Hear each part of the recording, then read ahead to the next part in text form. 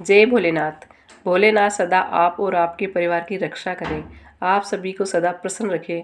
आज की कथा में आप सुनेंगे मंगला गौरी व्रत कथा। सभी जानते हैं कि सावन के सोमवार बहुत ही महत्वपूर्ण होते हैं। बिल्कुल इसी सावन में आने वाले मंगलवार का दिन भी खास महत्व होता है। जिस तरह सोमवार का दिन भोलेनाथ को समर्पित है, उसी तरह मंगलवार का दिन माँ गौरी को समर्पित है और इस दिन इनका विधि विधान से पूजन किया जाता है। सावन के मंगलवार के दिन मंगला गौरी व्रत रखने की परंपरा है और इस दिन सुहागिनें अपने पति की लंबी उम्र की कामना करती है। साथ ही दाम्पत्य जीवन में खुशहाली के लिए यह व्रत रखती है।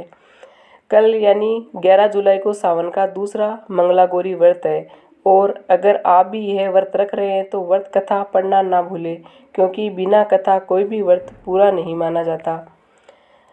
कथा इस प्रकार है। एक नगर में एक व्यापारी अपनी पत्नी के साथ सुखी जीवन व्यतीत कर रहा था। उसे धन दौलत की कोई कमी नहीं थी, वह खुशहाल जिंदगी बिता रहा था। लेकिन उस व्यापारी को एक ही दुख था कि उसके कोई संतान नहीं थी।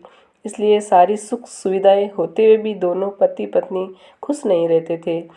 रात दिन पूजा पाठ में लगे रहते थे।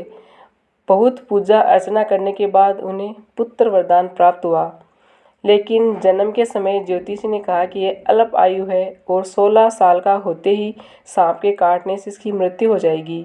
इस बात को जानने के बाद पति पत्नी और भी दुखी हो गए, लेकिन उन्होंने इसे ही अपना और अपने पुत्र का भाग्य मान लिया।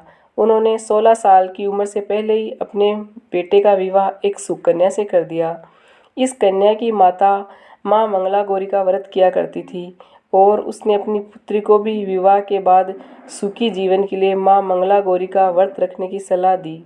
विवाह के बाद कन्या ने ससुराल आकर विधि विधान से मंगला गौरी व्रत किया और माँ गौरी की पूजा अर्चना की, जिसके परिणाम स्वरूप उसे अखंड सौभाग्यवती होने का आशीर्वाद प्राप्त हुआ और सेठ के पुत्र की मृत्यु टल गई। तभी से मंगला गौरी व्रत की मान्यता अधिक बढ़ गई। जय माँ मंगला गौरी।